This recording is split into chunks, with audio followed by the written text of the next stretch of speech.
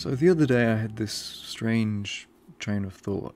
I suspect that the first few minutes of this video won't really make much sense, but I'll give it a shot anyway. It's a strange starting point, really, to say that the other day I was thinking about the 2017 Mummy movie starring Tom Cruise. I can only assume that's not a sentence anyone hears very often, seeing as the film was soon forgotten, but in a way that's actually why I was thinking about it. The Mummy stands out to me precisely due to its complete and utter forgettableness. I watched it a couple years ago at home with my housemates. We had a habit of ploughing through movies and TV shows, not the most attentive viewing sessions, I'll admit, and The Mummy was just one more in a long line of half-forgotten films and series we consumed over the course of my time at university. In fact, I found the villain's design so similar to the Suicide Squad's antagonist, a film we watched around the same time, that I'm pretty sure my mind has slowly but surely melded the third acts of both these movies together into one indistinguishable amalgam.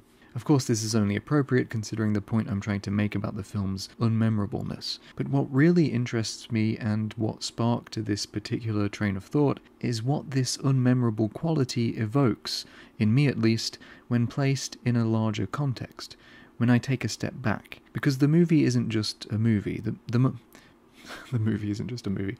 The Mummy isn't just a movie. The Mummy is a $125 million production involving thousands upon thousands of workers, artists, technicians, corporations, production companies, marketing departments, networks, all reduced to a disposable flop. And let's not forget, it was also intended as the first entry in a cinematic universe, one revolving around Universal's classic monster movies. A cinematic universe which, by the way, had already seen one false start with the Dracula Untold movie a few years prior. That was going to be the beginning of the whole franchise, but they scrapped it because it wasn't very successful. And they scrapped it again when The Mummy wasn't successful. The Mummy was just big enough for it to be a slight flop, but not so much of a disaster as to render the movie's reception noteworthy in any respect. Perfectly forgettable blockbuster mediocrity. No value.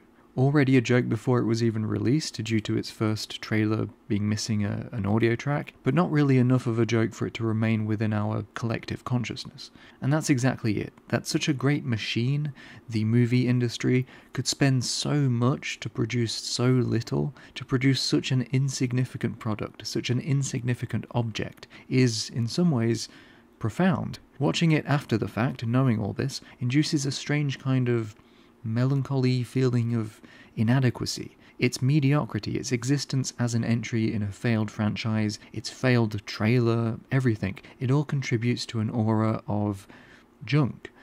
That's what these movies become when they're not successful.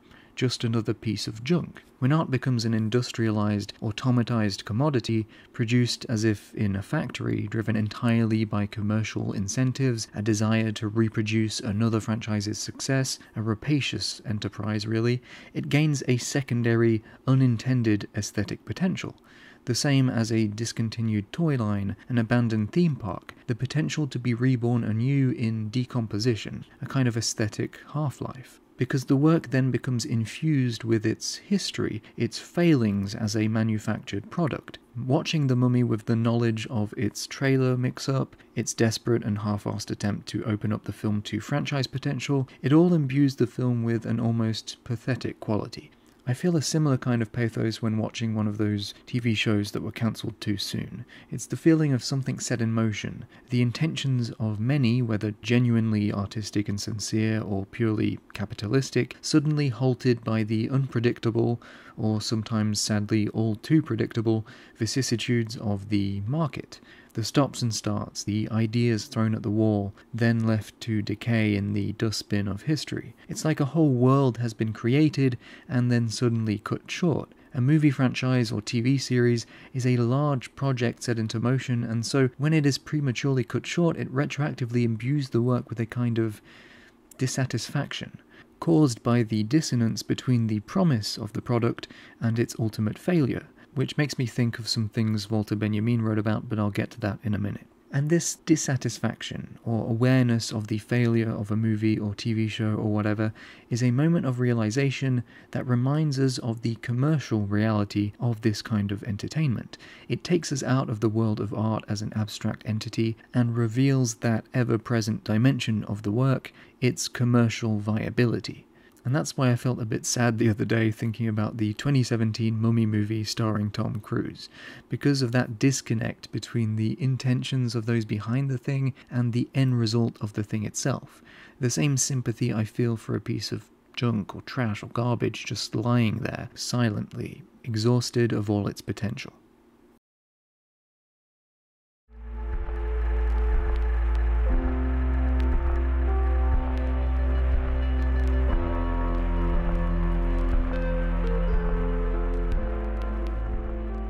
So the next stop on this train of thought was how this got me thinking about the early Adult Swim shows, which we could say feed off of that aesthetic of failure and the materiality of movies and TV shows by manipulating old cartoon assets, character models, backgrounds, notably of unsuccessful Hanna-Barbera shows like Space Ghost, Sealab 2020, and Birdman. By subverting the original stylistic and tonal intentions of the old cartoons and their target demographics, this animated puppeteering has a strange way of highlighting the versatility of these items as materials, as objects to be reworked, remixed. But this is only possible by reducing these works to their materiality and emptying them of their sanctity, their authentic existence as autonomous works of art. Again, they are simply the junk of history, raw materials to be reassembled, reproduced in completely different contexts.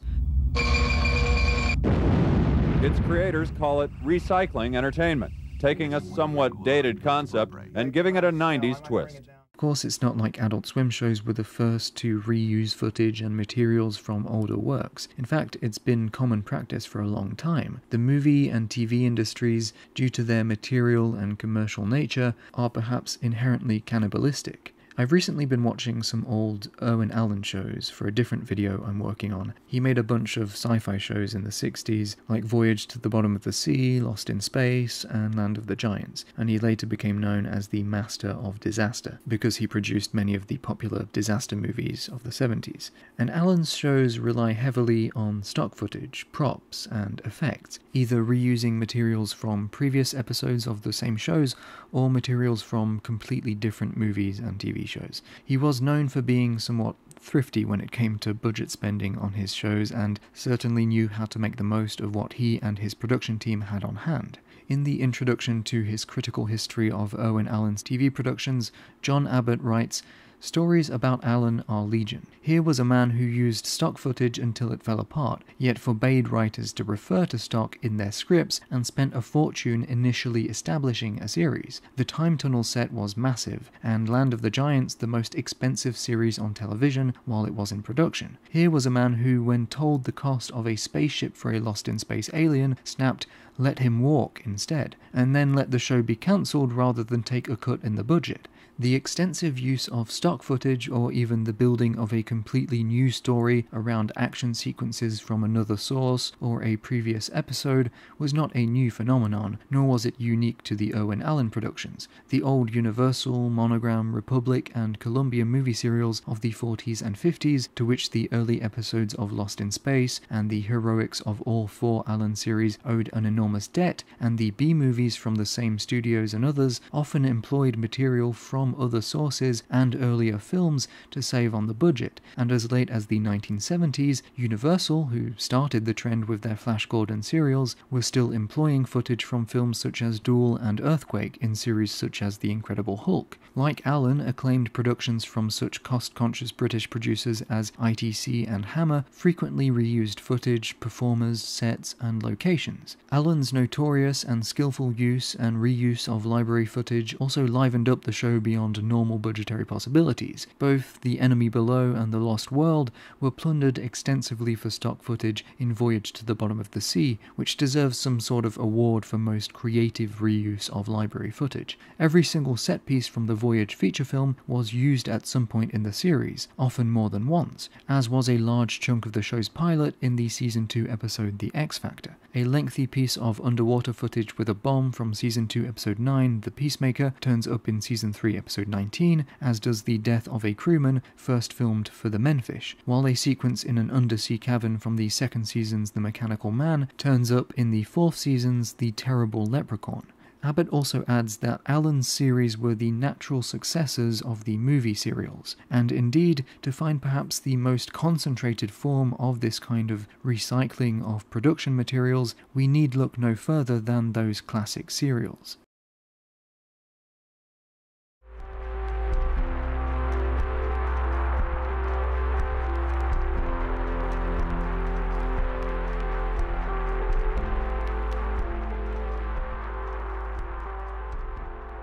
The old film serials of the first half of the 20th century were particularly emblematic of this almost industrial approach to filmmaking, not just in their reuse of tangible materials, footage, sets, effects, but also in their recycling of narrative tropes and what Ilka Brash in her book Film Serials and the American Cinema calls anecdotes. Brash writes that the production of sound serials was a thoroughly industrialized endeavor. Serials were shot in 4 to 6 weeks, perfecting Hollywood's general custom of shooting out of continuity. Screenwriters prepared the scripts with a certain pragmatism, planning ahead to enable the use of stock footage and sets from previously produced films. She adds that film serials sampled from Hollywood's footage archives, borrowing stunts and action sequences from feature films or newsreels. Sound-era serials additionally rearranged and repeated shots and sequences from their own previous episodes, culminating in the practice of stitching together economy chapters entirely from previously screened material.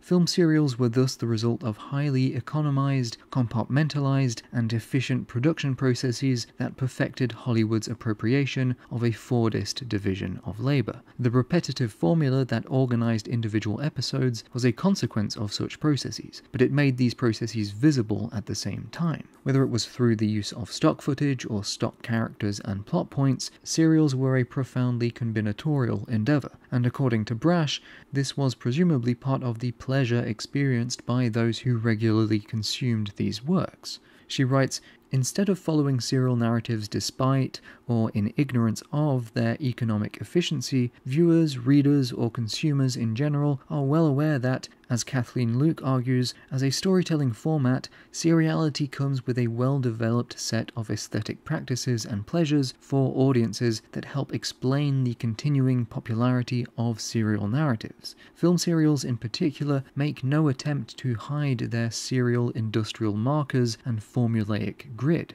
and their continued popularity for more than 4 decades suggests that audiences enjoyed film serials not despite their repetitious form, but because of it."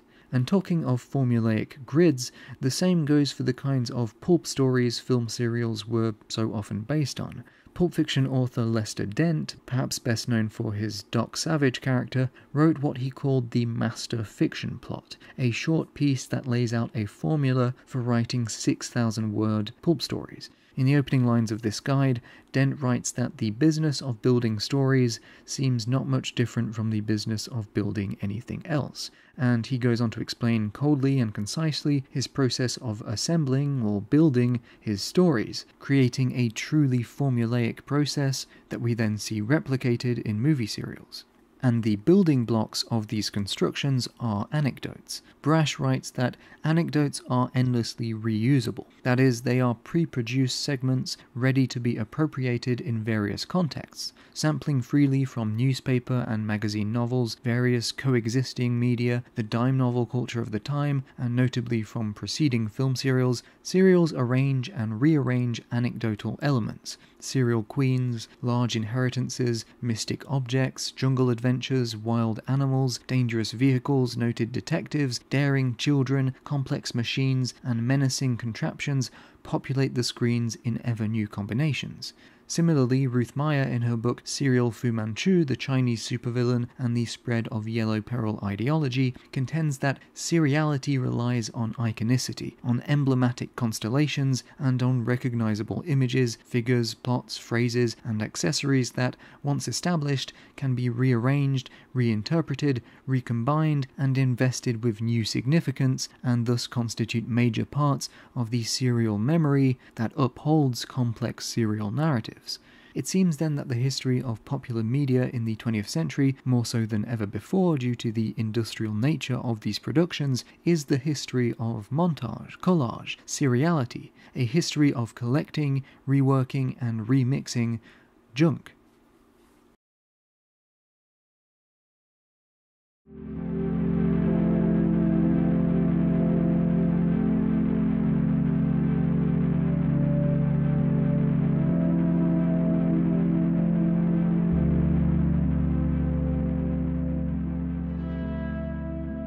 For Walter Benjamin, this reworking of old, discarded materials is essential for a truly materialist historical perspective. In the notes for his gargantuan, unfinished masterpiece on the Parisian arcades of the 19th century, Benjamin writes, "The method of this project is literary montage. I needn't say anything, merely show.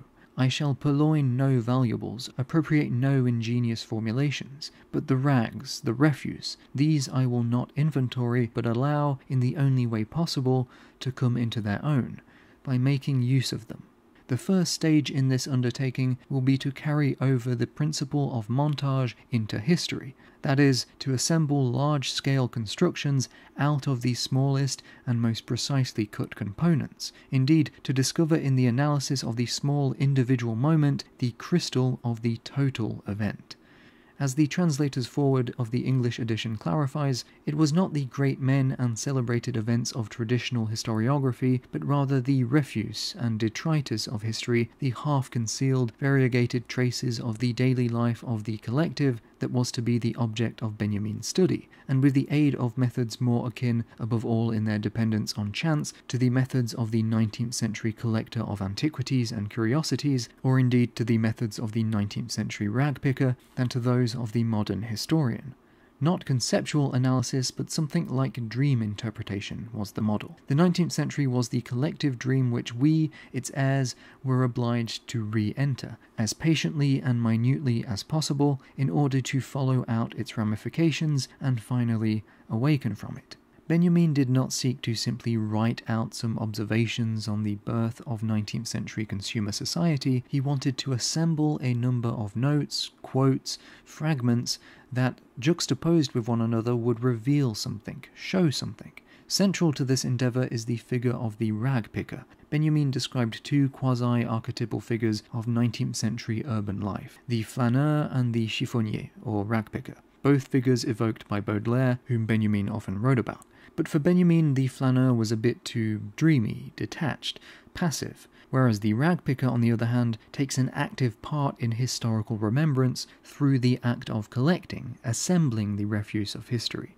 Quoting Baudelaire in his prose poem On Wine and Hashish, "Here we have a man whose job it is to pick up the day's rubbish in the capital. He collects and catalogues everything that the great city has cast off, everything it has lost and discarded and broken. He goes through the archives of debauchery and the jumbled array of refuse. He makes a selection, an intelligent choice. Like a miser hoarding treasure, he collects the garbage that will become objects of utility or pleasure when refurbished by industrial magic." And just as Benjamin notes that Baudelaire is here drawing a parallel between the ragpicker and himself, the poet, it's clear to see that this also reflects Benjamin's own methodology. But what exactly is the purpose of this literary montage, this collecting and juxtaposing of diverse historical fragments? The answer is found in Benjamin's concept of the dialectical image. Quoting again from the foreword, "The dialectical image is Benjamin's central term in the Arcades project for the historical object of interpretation. that which, under the divinatory gaze of the collector, is taken up into the collector's own particular time and place, thereby throwing a pointed light on what has been, welcomed into a present moment that seems to be waiting just for it, actualized, as Benjamin likes to say, the moment from the past comes alive as never before. In this way, the now is itself experienced as preformed in the then, as its distillation. The historical object is reborn as such into a present day capable of receiving it, of suddenly recognizing it. Or, in Benjamin's own terms, the dialectical image is an image that emerges suddenly, in a flash. What has been is to be held fast as an image flashing up in the now of its recognizability. Benjamin viewed the cultural artifacts of the 19th century arcades as fossils to be excavated, and what interests me here is this idea that when displaced from their original context, these fossils, these commercial consumer products, reveal their own inadequacy. In this juxtaposition, a new image comes to the fore, an image of the unrealized promise of these commodities, the unrealized utopia the commodity points towards, but fails to reach due to its inherent nature as a commodity, doomed to obsolescence.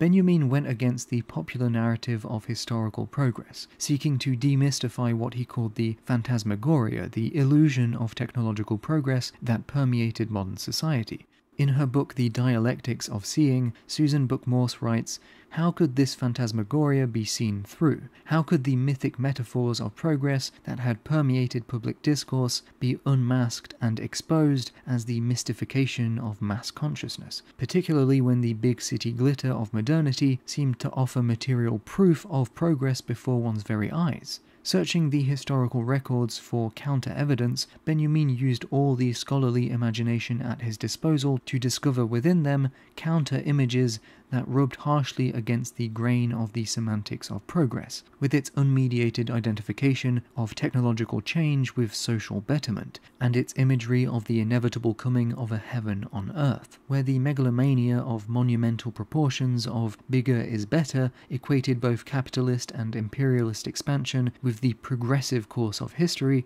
Benjamin sought out the small, discarded objects, the outdated buildings and fashions which, precisely as the trash of history, were evidence of its unprecedented material destruction, and where the Saint-Simonians appropriated the discourse of religion that still had powerful semantic force in order to lend history legitimacy, Benjamin reversed the direction of this discourse from a vindication of the forward course of history to a radical critique of history when viewed with a backward gaze. She adds that a construction of history that looks backward rather than forward at the destruction of material nature as it has actually taken place provides dialectical contrast to the futurist myth of historical progress, which can only be sustained by forgetting what has happened. The counterpoint to the utopian image produced by the widespread phantasmagoria and its commodities is what Benjamin calls the image of hell. Buck-Morse writes, "Transiency without progress, a relentless pursuit of novelty that brings about nothing new in history." In making visible the outlines of this temporality, Benjamin provides the direct counter-image to an approaching heaven on earth. This image of hell is perhaps best embodied in fashion, which Benjamin discusses in his writings, an ever-changing, transient form that signals no progress, only an everlasting now, an everlasting thirst for novelty, a novelty that is never really new because it only ever reiterates its own unattainability, its own inadequacy. And so, if we go all the way back to the beginning of this train of thought, we might then say that the Mummy's failed trailer release, in a sense, provides us with something approximating a dialectical image, or at least an image of the modern mass media landscape, by embodying in itself, as the product of the Hollywood machine, a failure of said machine, pointing to the inevitable failure of the film itself and the franchise. In its incomplete form, the trailer, this fossil, this piece of junk, reveals the materiality of the production, of the commodity, reveals the inadequacy of the fashionable franchise formula, and its hellish reiteration of substanceless novelty.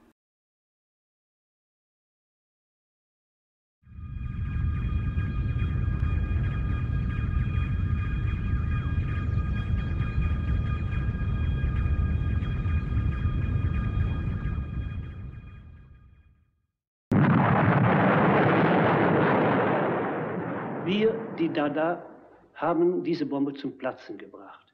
Die Bombe ist geplatzt und hat viel Geräusch gemacht. Die Splitter sind über die ganze Welt verstreut.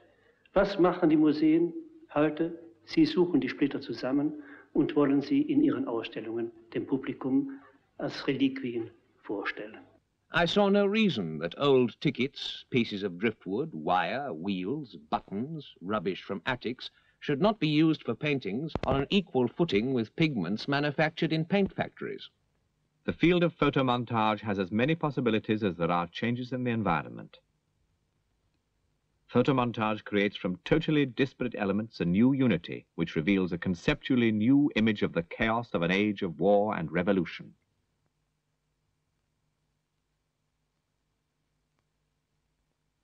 To make a Dadaist poem, take a newspaper, take a pair of scissors.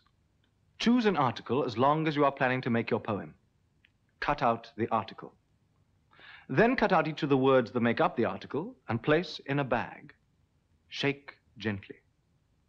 Then take out each of the scraps, one after the other, in the order in which they left the bag. Copy conscientiously. The poem will be like you. And here you are, a writer, infinitely original and endowed with a sensibility that is charming, though beyond the understanding of the vulgar.